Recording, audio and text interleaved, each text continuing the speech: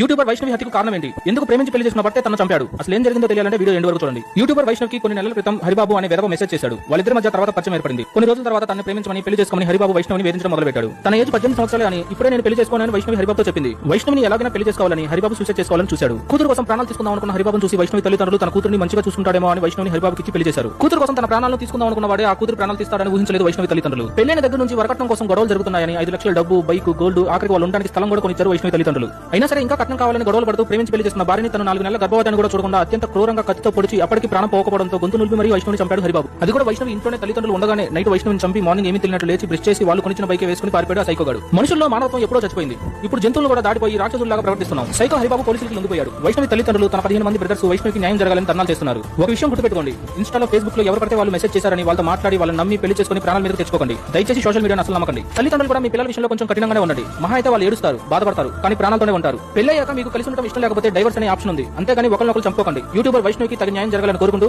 Jai Hind.